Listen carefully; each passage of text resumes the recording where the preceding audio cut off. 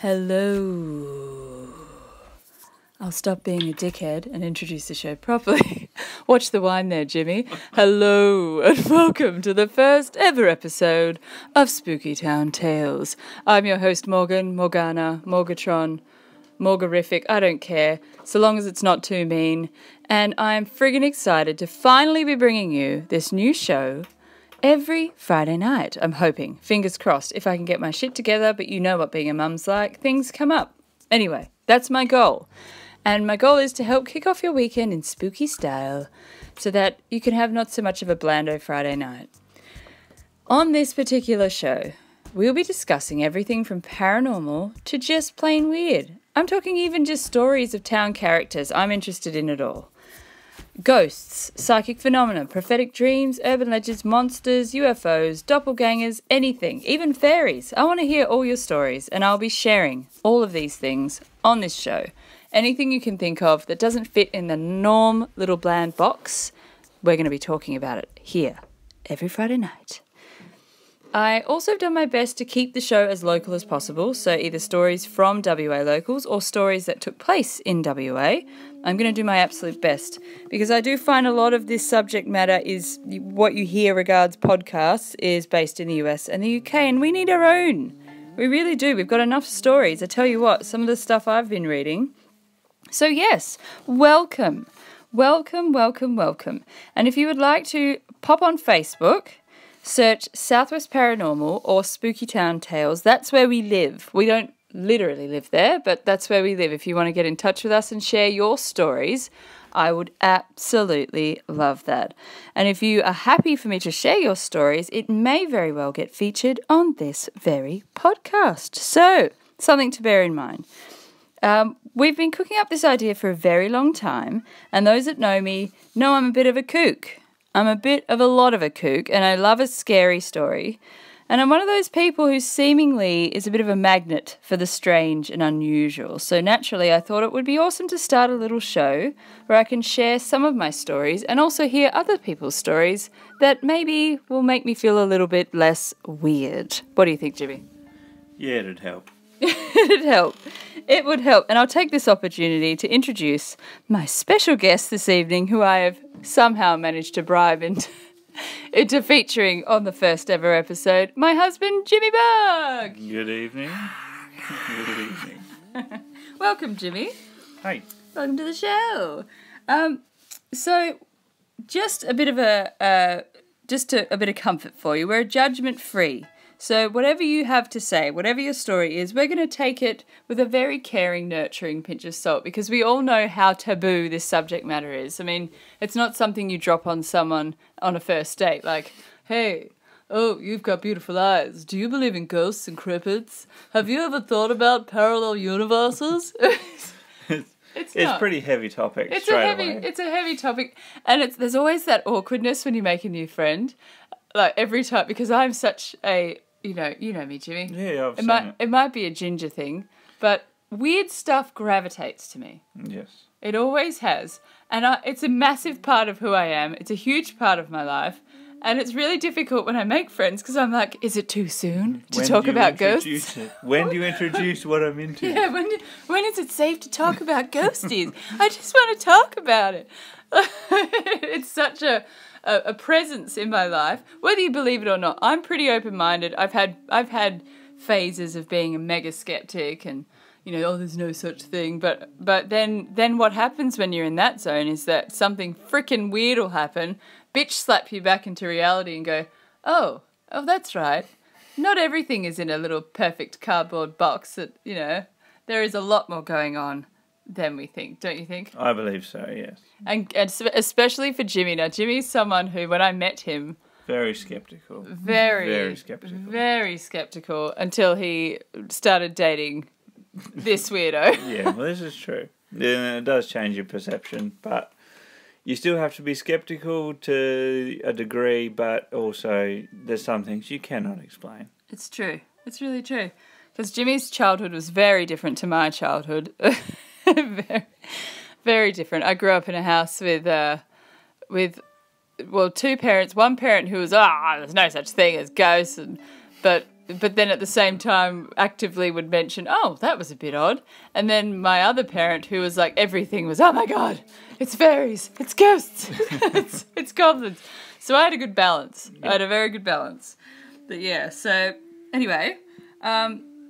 Mine was very one-sided, there is nothing out there. It's don't look outside the box. Yes, stay in the box. The box is comfortable and easy. Yes. Yes, very much so.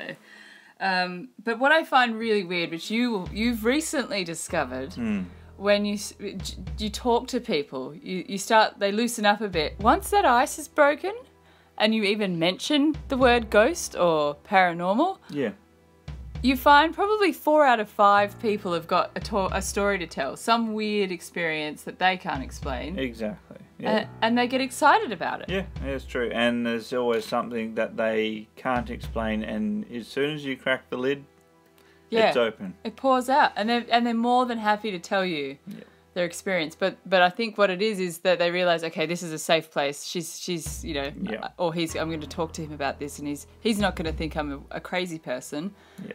But a lot of people still, like I'm finding with a lot of stories being sent in, they're happy to tell me because they know it's a safe place, but they're also saying, but please make sure my name isn't mentioned. I don't want to seem like a crazy person. Yeah, they don't want the rest of the world to know about it, but please know that I am happy to do that also. If you send your story and you don't want your work colleagues or your family to know that it was you, I will keep you anonymous. I'm happy to do that. Yep. But I, on the other hand, I'm just throwing myself out there. This is who I am. Total stranger, but that's who I am. So I thought we could we'll get into the show now. We've had a bit of a banter. Now I invite you all to pour an ice drink. Turn off the lights, get comfy, and prepare to be spooked. So to start off the first ever episode, Jimmy, I thought I would give the audience a little background into some of our own personal experiences from when we first got together and when we first moved to this cute little town of Donnybrook. Yeah. Which was how many years ago now? 11, 12. 11? Yeah. When we first were very young, new couple, working each other out still. He's come from a very sheltered sort of childhood, and I've come from a very open-minded childhood, so it was an interesting couple of years. Still getting there. We're getting there. It's a process. It is a process, but when we first moved here, one thing we both noticed driving into town was the pharmacy. And what was on the pharmacy sign, Jimmy? Amazingly enough, above the apple orchard, which depicts the Donnybrook town, because it is a fruit-bearing town to some degree. We grow a lot of fruit here. There was a UFO flying above the apple orchards in the picture, the mural on the wall of the pharmacy. That's right, folks. A UFO on the pharmacy sign. So that for me was like an air fist pump. I was like, this is the town for me. Like, if the pharmacy has a UFO on the sign, that's friggin' great. But it was one of those things, again, that whole, you're indoctrinated into don't mention it. Don't talk about it. Don't, because you're new to town. People will think you're strange. So it took, 8 years before I actually got called a local? Yeah. So, but I was brave. And about a year after moving here, I remember saying to Jimmy, I need to know what the hell is going on with that UFO on the sign. So I was very opportunistic. Yeah. I got a nasty cold from work. Any excuse will do. And it was like, it downed everybody. I'm like, okay, right, I don't normally take anything when I get a cold but lemon and honey. I'm like, I'm going to go get some lem sips. I'm going to just take the opportunity to go and find out why the hell there's a UFO on the pharmacy side. So I walk on in there and I get my lem sips and I start talking. I'm like, okay, just do it. Just be brave. And so I asked the lady at the counter, so as she handed me the bag, what's the deal with the UFO on the sign and on the gift bags here? And she's, before she could even get the words out of her mouth, the owner's heard me in the back, the pharmacist, and he comes like half running down from the back to tell me the story. And do you remember the story? You were there. You were by yourself at the time, so yeah. But I told. Oh, absolutely. So basically, what he told me, this is vague because it was many years ago. Yeah. But what he told me was that there had been a UFO sighting over one of the apple orchards, and several people had witnessed this. And apparently, after they'd witnessed it, there was a singe mark in one of the paddocks. Yep. Below. This is how this is. I don't know if any of this is valid or true. This is just his account. And apparently, for years afterwards, nothing would grow in that spot. Yep. And do you remember seeing that? There was like a big burnt circle on the way into town. Yeah. Yeah, and I'd always seen it and thought, that's weird. That's still burnt. Like, nothing's growing there. And then when he told me this, I'm like, oh my God. Like, is that what it is? But at the same time, I'm like, it could have just been a bonfire gone wrong. Absolutely. Someone getting a bit over enthusiastic with the Kero on a Friday night. You just don't know. You just don't know in this town. Maybe you have to revisit it. I think I will. So I'm asking you lot, if anyone out there has heard of this story of the UFO and remembers seeing that UFO on the Donnybrook pharmacy sign, or knew the gentleman that used to run the pharmacy a little bit more intimately, not that intimately, but intimately. To a degree. But I mean, I'll invite that even if you know, to each their own. But if you could let me know what you recall of that incident, and if you lived here and saw it yourself, or if you remember hearing about it, write to me. Go to the Southwest Paranormal page and let me know your experience about it.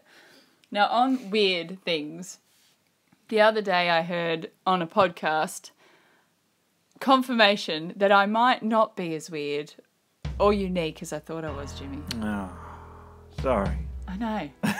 I was stoked. I was absolutely stoked. I've had this weird thing happening to me pretty much since I was a kid. And it started, oh God, I can't even remember. It started as early as running home from Carrie McCavanagh's house, having sort of told Mum I was going there to play and I'll be back when the sun goes down. That was the rule in the 80s and the 90s. When the sun went down, the streetlights came on, you bolted home, you had to be home.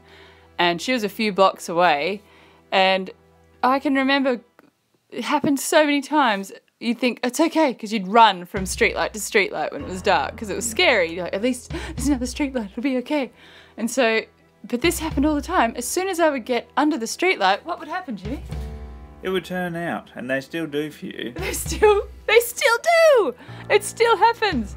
It's happened to me so many times. I've even clocked 4 in a row. That's my record in North Perth, having finished like the late night shift at the Subway Quick and Easy Mart, and there being Russian mob waiting outside. I can remember power walking out the back door of the supermarket, like the Quick and Easy Mart, and every streetlight I got under went out, and I was packing my dacks.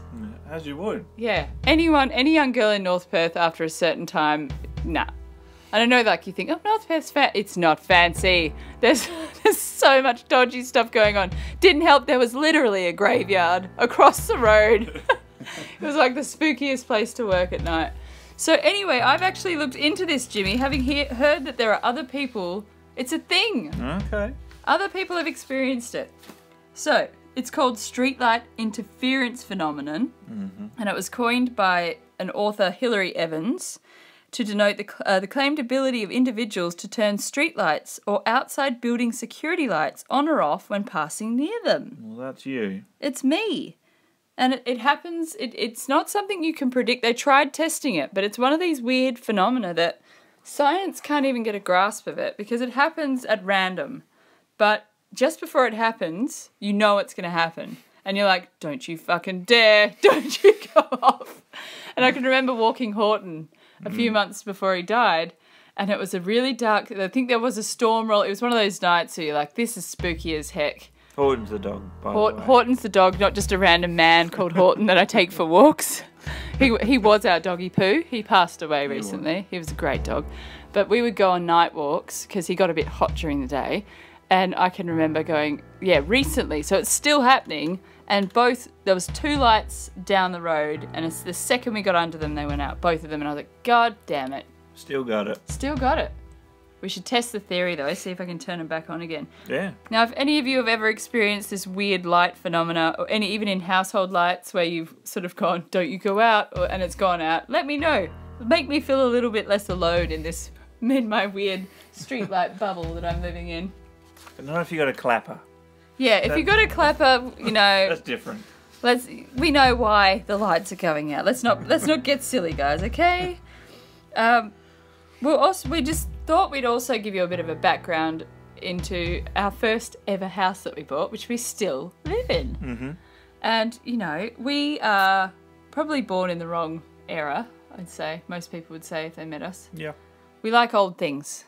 And I like spooky things. Spooky old things. A spooky old thing. So we're going to have weird things happen. It's a gimme. It really is. And, if I had it my way, the house would be decorated for Halloween 24/7. Yeah. It really would. Only time you take down the decorations is for Christmas. And even then it's got a slight spooky twist to it. True.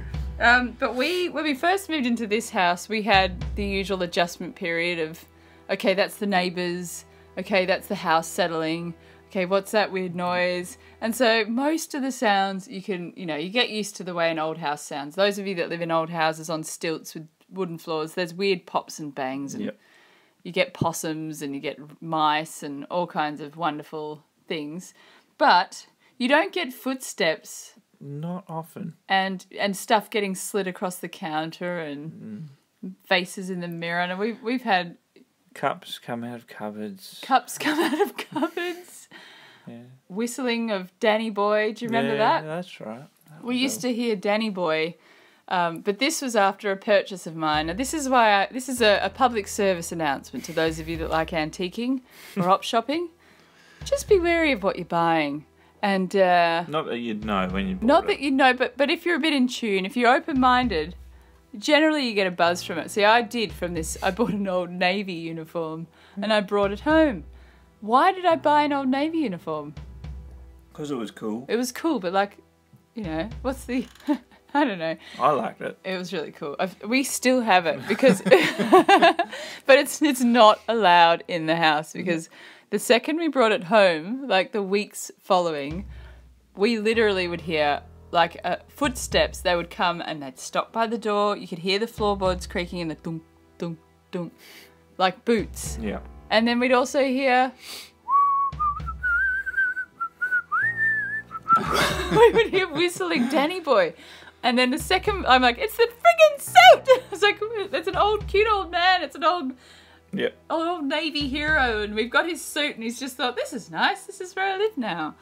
So that suit now lives in the front veranda, and it's not allowed in the house. But I don't know, I can't part with it. It's a nice suit. It's a nice suit. It is a nice suit. But we've also had strange things. There's one night in the lounge room, we could hear the usual noises in the kitchen. You just get used to it, and you think, oh, okay, that's just it's always there. But then there was a funny bang and a shuffling in the laundry area. And when we went in there, one of my little antique Art Deco crystal bowls was sitting in the middle of the floor of the bathroom, full of cotton buds still. So it had been on the countertop, and it hadn't if it had fallen, it would have been upside down. We're trying to work it out. There'd be cotton buds on the floor. We're trying to find a rational explanation. If there's any way you can think that a bowl could fall off about a metre high cabinet and land up the right way, still containing cotton buds. Let me know. I'd like to know your theory. But that, for me, we kind of looked at each other and went, holy shit. Not quite explainable. Yeah, what was the deal with that? Our next door neighbour also had experiences. His house was transported from somewhere else. Yeah. But he would regularly come and chat about the ghosts in his house, that the doors would shut and all kinds of weird stuff. Yeah. And then little did we know that he soon would become one of our ghosts. Yeah, which was interesting. Yeah. Nonetheless. It was. He was a lovely man. He was. He was lovely. But he had a little routine, and he would come and knock on the front door. He had a particular knock. It was like a 3-rap, like that. Yep. He never used the knocker, and he came over every single evening. Yep. Before he passed away. And weirdly enough, well, not weirdly, I kind of knew it would happen because he didn't really accept he was going to die. Not even close. But when he did die, we continued to hear him come at sunset to the point the dogs barked, the girls got up, Greg's here, and then realised, oh shit, hang on, Greg's dead. But he'd still come and knock on the door the same way. It was very bizarre. Even to the point where we did hear him call out once. Yeah, that was weird. Pretty weird. Because he also would say, how would he say it? You know, how's it going? That's right. It wasn't like, hi, or how are you? It was very distinct. He would say it, how's it going? And he'd say it every single day, the exact same way, over the fence. Yep. And yeah, we'd heard him calling that out one day. That was pretty weird. That was weird. Yeah. But there are new people living in that house now, and interesting to see whether he's still there or not. Yeah. Because yeah. You just don't know. You just don't know. There's been countless. I've saw someone pacing in the front yard when they'd moved in. It was definitely Greg. It had the same gait because he had a bit of a limp. He had a finger that was constantly stuck, sort of curled over. So he sort of swung his hand next to his body in this particular way. And it takes a while to get used to when someone's in your life every day. Yeah. The fact that they're gone. So I just assumed it was Greg. Oh, yeah, it's just Greg out the front putting his beer bottles in them. And then I went, oh, hang on, no, he's dead. Yep. That's right. I didn't tell the neighbours, of course. No. They've got enough on their plate. Yep. All right, so enough about us. We've got heaps more stories to tell over the coming months, many Fridays to share our experiences, but I thought I might start reading some listener stories, some sent in to us. And the first one comes from, he's a WA resident, but he's since relocated to Queensland. This took place in Franklin, but the house that it happened in, just to go back to my trying to keep it local, it actually was transported from Denmark, WA, when this happened. So I'll just start the story. When I was working in a winery in Franklin in 1997, I lived in a house there that had been transported from Denmark, WA. One night, I awoke with the sensation that a big, hairy thing was hovering above me. I was frozen with fear. I couldn't talk or move. I forced myself to say, "In Jesus' name, get out!" and it was gone immediately. So. Yeah. Yeah. What does that sound like to you, Jimmy? Well, you've had dreams where they do feel super real, and that, to me, is one of those things you can wake up from a dream and still feel real. It can still feel real. Yeah. So, it's easily explainable that he could definitely have still been asleep. Well, on that note, from what I've taken from that one, I think this one, strangely enough, is quite a common experience for people, and this is indeed a form of sleep paralysis. So this is actually a scientific thing. There's a scientific explanation for it. Yeah. And what happens is your body and your subconscious you're still fast asleep, but weirdly enough, for some reason, your eyes will open up, and so you'll have the sensation of being paralyzed. You can't breathe properly, like a tightness in your chest. A lot of people feel like there's something sitting. They'll quite often will manifest something sitting on their chest.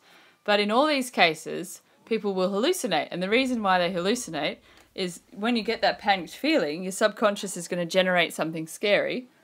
And so you literally will see what you're dreaming, but in your room. It is friggin' terrifying. Yeah. And I've had it happen. I've had sleep paralysis when I had little babies, when I was so overtired. The link they've found is if you get really overtired, that's generally when these attacks will occur. Yeah. But this is where it gets weird. So you can explain it away with science that your body is in a sleep mode. You're in a form of paralysis. Yeah. but your eyes are awake, and you are actually dreaming, but your eyes are open. So you will hallucinate. Yeah. But this is where I don't understand it. So many people, like thousands of people that have had this experience, have seen the same thing. Yeah, that's not explainable. Not. And it's not just a hooded, people see a hooded, like a shadow person. Yeah. But what they're actually seeing is an old hag.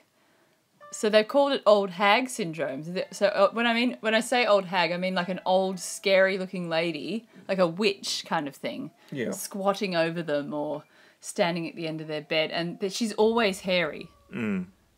That's what I find super weird. Like, that's not something I just go, oh yeah, that's what I imagine in my room. Like No, and it's not something you could get so many people to imagine. It's weird. The same way. Yeah, and people from all walks of life. Like, this particular reader I know for a fact is a Christian. Yep. I doubt that he would regularly be thinking about hairy old witches. Yeah. but it's weird. It's friggin' weird. I don't get it. No, it's very odd. I don't get it. It's super odd. But yeah, when I've had a man in a top hat with like a curly moustache. I remember you waking me up for that one. That was terrifying. Yep.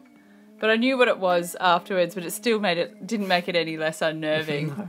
To the point I saw the whiskers on his face. Like, I knew it was sleep paralysis. I knew it was nothing paranormal, but it's friggin' scary. Oh, it would be. It rattles you. It really does. But we all have had very vivid dreams at times, and you can imagine that crossing over into your waking. Yeah, and you think, well, your eyes are awake, but you don't know the rest of your body's still asleep. Yeah. It is unnerving. So if you've had this experience, rest assured it's nothing paranormal. It's a form of... It just means you need a break. Go and book a holiday. Get some sleep. Tell the family and everyone to get stuffed. You need a break. You need to rest. That's what it means. That's what when you see old hairy ladies in your room, it's time for a break. That's a solution Book for a getaway, lot of things. a yoga retreat, whatever you want. Trip to Bali. Whatever floats your boat. Do it. Okay, here's another story. Jimmy, are you ready? Yeah, hit me. Okay.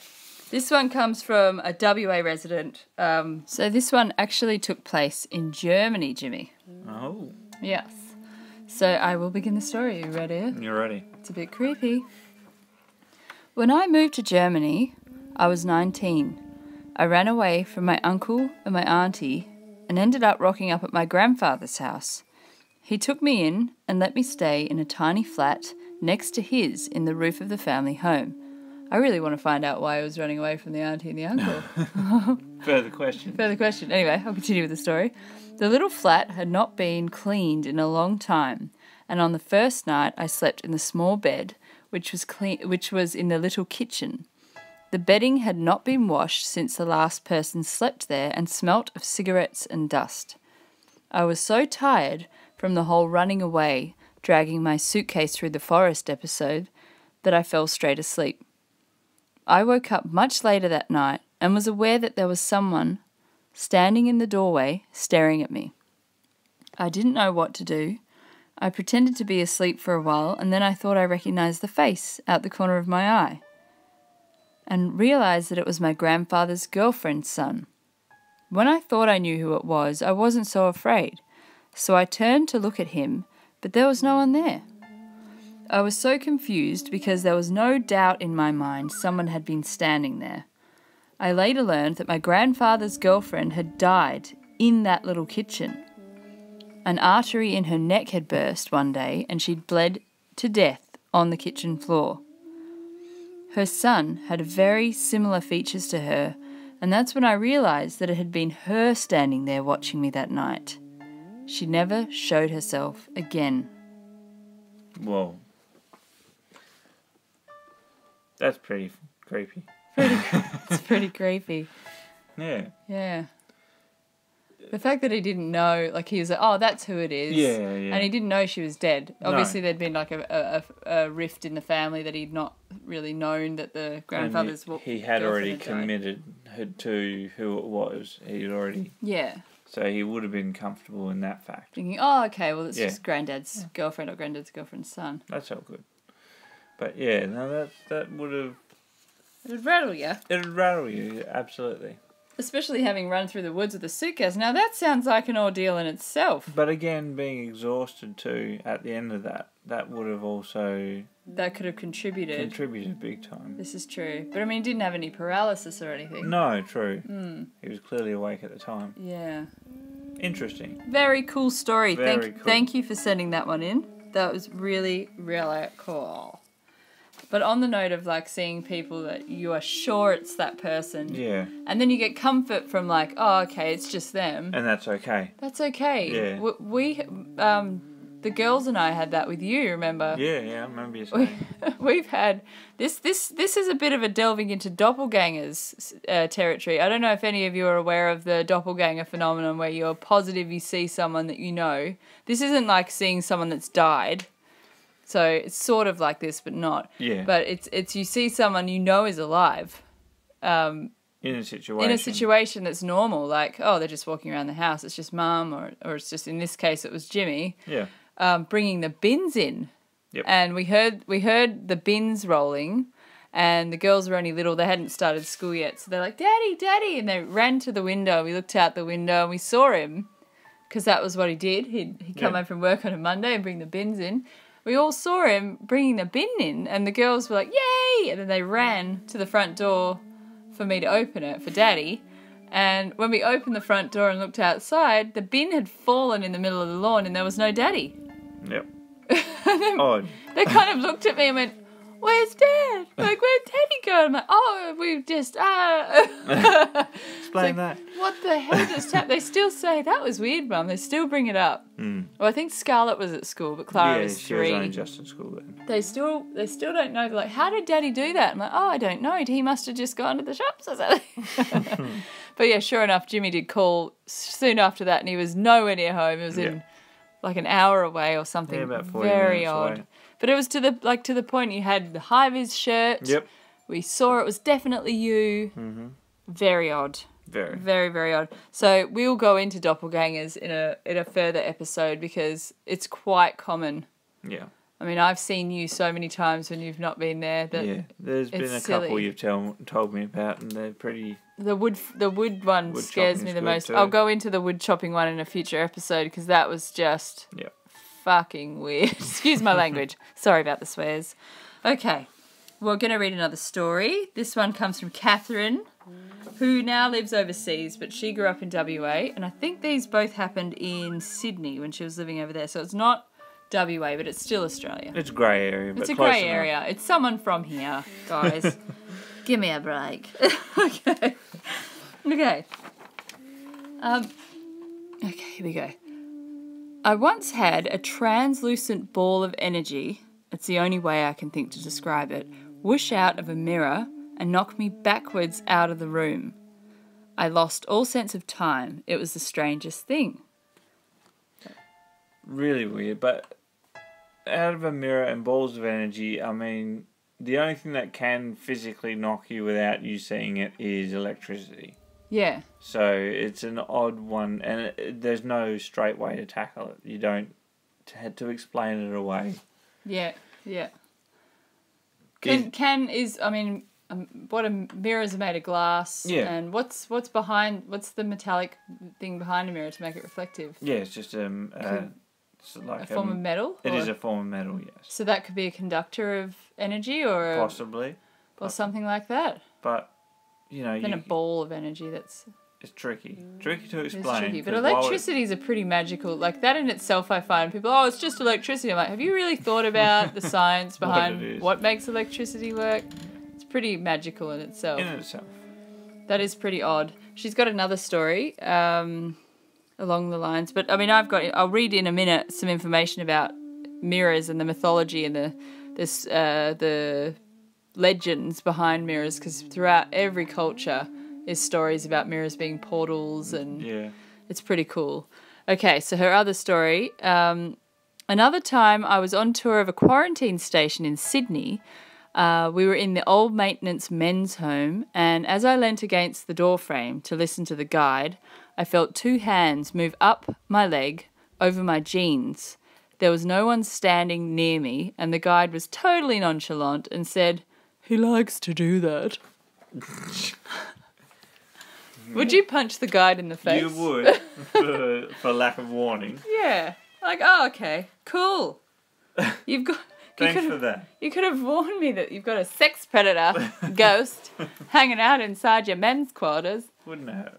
That's pretty creepy. Very. Yeah. Thanks for the great story, Catherine. That's a ripper. That's a good one. I wouldn't be going back there, though, because clearly whoever it is has got a bit of a thing for you. I'd stay clear away. Anyone else ever been felt up by a ghost? Let me know. You just start some weird stories. Oh my gosh. We should study paranormal law and we could sue ghosts for sexual harassment. It could be a niche if we get enough stories about it. It's a career change for you, Jimmy. Yeah. Yep. Okay. Mirrors. I've got a few little tidbits about mirrors. Please tell. Please tell. You want to hear? Please tell. Please tell. Okay, so basically, here's a couple of folklores. So generally folklores, I mean, this is coming from times where very little was known about anything. The world was flat. The world was flat. There was no other country but the one you were living in. You know, it was a very narrow-minded world. So take all this with a pinch of salt. This isn't my theories. This is just stuff I've read. Okay, people were warned never to look into the mirror at night or by candlelight because if you did, you would certainly see a ghost, demon, or a portent of death. Ooh. So that's don't look into a mirror at night by candlelight, folks. Just in case. When a person died in a room, the mirrors would be covered and turned to face the wall. Failure to do so would result in the deceased person's soul being lost. Or... trapped in the mirror? Or they may even turn into a vampire. Whoa, so that's how vampires are made. Mirrors, who knew? Yeah, so simple. So here's an idea. Just smash all the mirrors in your house. If you've been diagnosed with a terminal illness, just get rid of all your mirrors. Or don't get rid of all your mirrors because then you can come back and terrorise. Yeah, I mean, there's options. There's an option. That's what happens, guys. Yep. There you go. Problem solved. You can live forever if you die with a mirror in your room. Okay. Even while asleep, it was thought to best cover your mirror as you could be vulnerable to the attack of negative spirits or demons during the dark hours. Dark hours being, I'm guessing, witching hour. Yeah. Yeah. It's also advised to never place a bed in the place where it's reflected in the mirror. Bow, Jimmy, we're going to have to move our bed. Oh, that sounds pretty kinky. Okay, just to clear this up, we don't have mirrors on the roof. It's a dresser. It's a dresser. We're not, I mean, to each their own. I'm not judging if you've got mirrors above your bed, but it's not the case. Go with it. Go with it. Do what, you got to do you. You do it. Get out there. Okay. In order to prevent mirrors being used as a portal by supernatural entities, the mirror should be frequently moved into different areas of the room. Now, this one... Interesting. Because you have a wife who regularly must rearrange furniture because I get out of sorts and I don't sleep. Near daily. No. It's seasonal, damn it. It's to do with the moon cycle. Oh. Poor Jimmy will come home from work and I'll just... Whole new house. I feel completely out of sorts and then I'll feel fantastic because I've shifted all the furniture. Yep. But it's to do with the airflow and the season and the light. I don't know. Maybe I'm just odd. Well, we all know I'm odd. You'll learn this more and more the more you listen. Okay, enough about mirrors. I'm done with the mirrors. Let's move on. That was good. It was good. It's interesting. Interesting to see how people viewed mirrors in the past, other than just something to stare at yourself into and take a selfie. Admittedly, though, they would have been quite mystical back then. That's true. Themselves being able to see your own reflection completely, which you wouldn't have been able to do as easily as often as we do these days. No, that's a good point. There weren't many shop fronts and things back in the dark ages that you could check yourself out on route to wherever it was you're going. Do I look all right? Oh, yeah, looking good. Okay, I'm going to read another story now. Another anonymous one. Totally understand. It's all good. We might get someone next week that... I mean, Catherine was brave. Yeah. But we might get someone... Good job, Catherine. Good job, Catherine. High five. Okay. This one, Jimmy, might sort of strike an nerve. You spend a lot of time on mine sites. So this one took place on a mine site. Okay. I was working at an underground mine site. One night at about 3 or 4, I just stopped my truck to do something, and I saw in the mirror an old man wearing really old mining gear. I looked out the window, but I couldn't see anyone, so naturally got out, walked around, but there was no boot prints or anything, except for my own boot prints. There was absolutely no one around. I hopped back in the truck and looked in the side mirror, and there he was again. So yeah, needless to say, it got out of there pretty fast. Yeah, as you would. An underground mine. Interesting. Mirrors again. Yeah. Same So again. he only saw it in the mirror. He didn't see it with his own eyes. But underground too, I see being more of there's a differential in pressure down there, and you would also have Minerals, high amounts of minerals. And also too, in all those underground mines, you need to run electricity down there in pretty large volumes. And I've heard that electromagnetic currents, like from massive big transformers and stuff, can affect your brain function. You can get nausea, hallucinations. I've worked on a few sites, switch yards and things, which run at about 350,000 kilovolts, and that's. I physically felt sick from that. It wasn't so much that it was what was there. It was just you couldn't explain it. You'd walk into a magnetic field and you would feel ill. Yeah. It was deep inside you that you... Yeah, it's a horrid... I felt it. It's a horrid feel. I get thrown off even sometimes by, like, if the fish tank filter is touching the wall, it creates, like, a vibration. Yeah. And even that can throw me and make me feel funny. But it's strange that he saw he was in old mining clothes. Yeah, odd. Very odd. Very odd. Yeah. Thank you for that story. I won't mention your name, but I really appreciate you sharing your awesome story with us. Another good one. Another good one. Another beauty. Another local one too. That was a WA mine site, I believe. So have you ever heard any weird mine site stories? No, not myself. Or even head scratchery things like... That was a strange thing. Oh, hang on. I seem to recall a very interesting, weird object that you found in an aircon once. The only weird object I can imagine you're talking about would be possibly the vanilla slice is the only one I can think of, which was at least 4 meters above the ground. A vanilla slice. In the drip tray, which was in the top of a restaurant, so it makes it less weird. It's a restaurant at least. But how did it get there? Interesting. Was it in the aircon or on top of it? No, it was in the drip tray, which is under the aircon, which is wildly hard to get it in that area. So like, do you think a tradie had been up there and... Oh, absolutely. But why would he put his vanilla slice in the drip tray? Why would he put it... It can't have been that bad. There's no such thing as a bad vanilla slice. There's no bad vanilla slices. And if it had been a seagull or something, it would have been completely... I mean, we all know how hard it is to eat a vanilla slice and keep it intact. Yeah. That's hilarious. Impressive, but obviously either maybe a drunk person climbed on the roof and just went, ah! No, this was in a ceiling space. It was in a ceiling space? In a loft area that was open to the cafe. Makes it more impossible. Makes it even better. What is in that vanilla slice? It could have been there for years. Did it look old or was it fresh? No, it was a brand new install. It was only... Oh, what? Yeah, recent. But I don't think that's a wildly excessive story. I think it's funny though. An amusing one. It's an amusing one. Anyone else found any baked goods in odd places? We'd love to hear your stories. We're not biased. Anything at all. Anything you want to share. I'm happy with pastries in odd places. I'm good with pastry.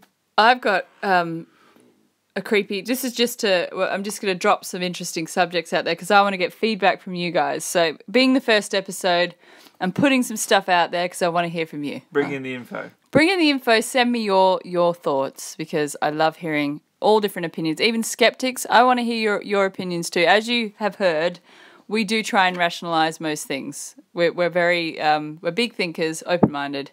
Yep. So go for it. Send us your opinions. But one thing that I've gotten really obsessed with is the stairs in the woods. Yeah, you're telling me about that. That's just weird. There's no other way to explain that. It's weird, and everyone's like, there's theories that like initially people were like, it was first, people heard about it on Reddit, it was made up, blah blah blah. But what's funny is it's not so much the initial story, it's the feedback, because as soon as it was out there, more came in. All these people are saying, I've seen stairs in the middle of the woods, like in Germany and in the UK, and people like in the Middle East, there's people saying, there's weird stairs in the middle of the desert, like weird staircases.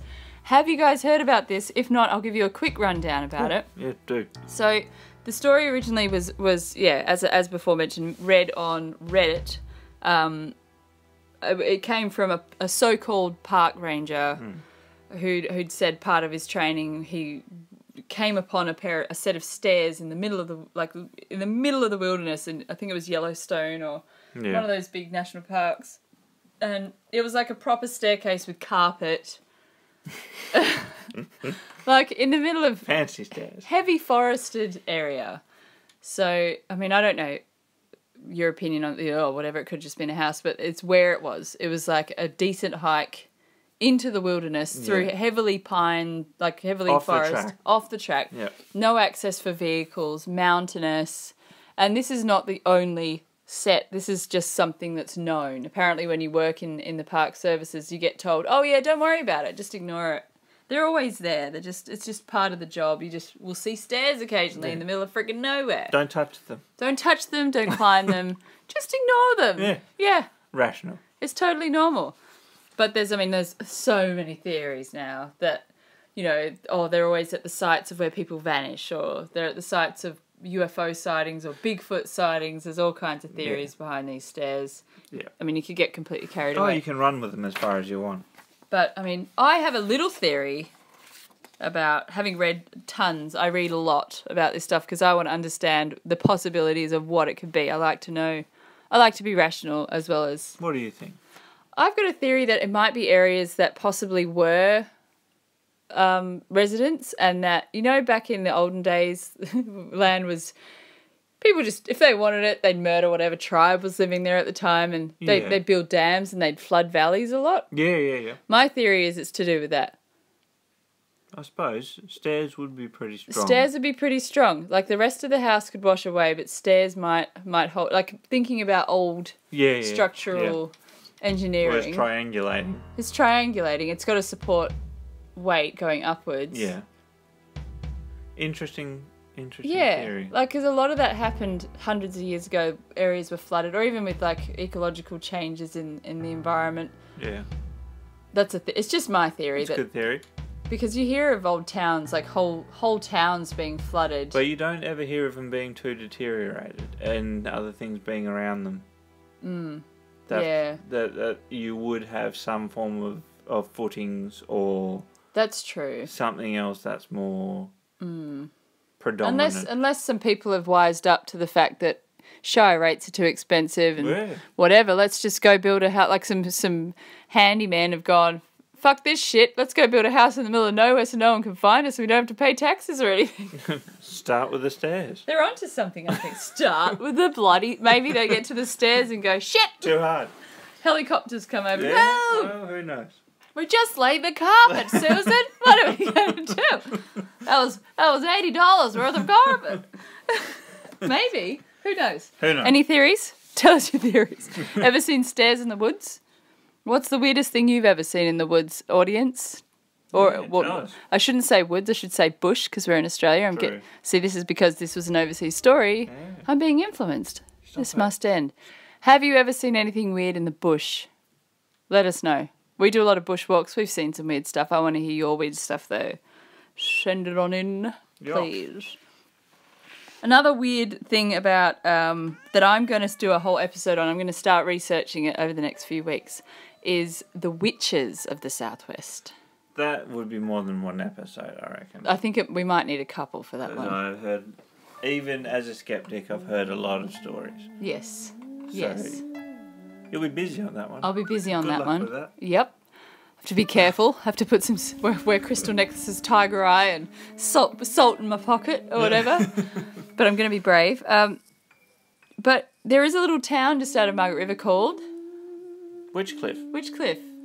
That'd be interesting to look into why that's called It Witch would. Cliff. Because it was Margaret River, I remember camping in school, and I was a city kid.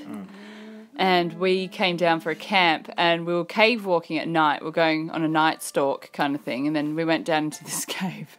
And whether it was just that he was trying to scare the shit out of some city kids or not, he actually was talking with me and a couple of other kids and one of the teachers about the fact that they actually, when they discovered one of the caves, they were on a night stalk, and they'd seen light coming out of a little hole. That's how they knew there was a cave there. They could see light emanating from the ground, and they're like, what the frig is that light? And then they realised, oh, it's a hole into an underground chamber, because there'd been heaps of caves in that area. There still is. They're everywhere. They're still finding them. Yeah.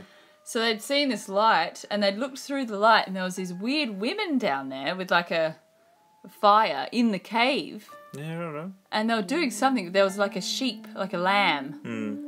And he was like, fuck this shit.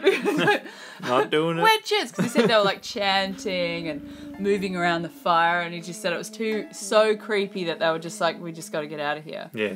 Yep. They came back the next day, and obviously there was no one there anymore, but they were like, oh, there's another cave there that these witches use. Let's just leave that one. Yeah. Skip. It's their cave. It's Skip the witch that cave. Anyone else from that area heard stories about these cave witches? Yeah. Interesting to hear those. Yeah, is it just something you made up to scare the shit out of a 15-year-old girl, or is this legit? Has anyone else ever heard of Margaret River witches? I'd like to know. Yeah, same. We live near a town called Balingup, and that also has a huge history of witches and witchcraft. And being such a young country, though, I think it's pretty cool that we live so close to a town with that stigma. It's a very new agey kind of town. They've even got like what's that place called? Oracle or something like that. There's a place you can go, like a retreat there that's right. Magic or something like that. Yeah. I'll do some research. More research. I've got to research that before we go into that more. But very cool. Very, very, very cool. I'm also going to be covering some Donnybrook stories because a beautiful friend of mine, Fiona, lent me there's some history books on Donnybrook. And I had no idea the town that we were living in. Yeah. There's some really new cool stories there. Oh, I was quite shocked and sort of had a chuckle. Yep. We had a bootlegger who made a little drink called Pinky. And good on him. Good on him. Good on him. There was weird murders that happened here and our town had a few false starts. So it was someone who wanted a creek, so they made one. Yeah. I like that story. That's well, they didn't really want a creek. They kind of they punished the Italians during World War II. It was a bit creek. Yeah. Do it. Dig a creek. We don't need one, but dig us another one. So that will be a really cool one if you're from the Donnybrook area or if you've just moved here and want to know a little bit more. There's heaps there that I had no idea was going on in our little. There's murders, there's mysteries, there's hauntings, blood dripping in walls, or you name it. It's very exciting. So that will be coming up in future weeks. I'm also going to do a show entirely on a house I lived in Perth, which that needs a show. And oh my god, the house itself. I mean, the rent was so cheap. We knew there had to be a reason for it, and everyone that lived in that house has had every single person, no matter what walk of life, how skeptical you are, they've all had experiences in that house. So that will be another upcoming episode. I'm going to be doing an episode purely on cryptids. If you don't know what cryptids are, it's creatures, urban legends about sort of weird animals or monsters or creatures that have been sighted in our neck of the woods. I'm a bit excited about that one. I have a good friend I'm hoping I could coax into being the guest on that one because she's super into cryptids. So I'm hoping she'll join me for that one. She's an awesome girl, so look forward to that one, folks. So as the show progresses and I get a bit more professional, you have to forgive the first episode's always going to be a bit bunky and chucked together, but I'm hoping that I'll be able to have lots of themed episodes so you can pick and choose if you're like, I've got no interest in ghosts or I've got cryptids, I don't know what that is. You can just skip past them. So I just want to thank you all very, very much.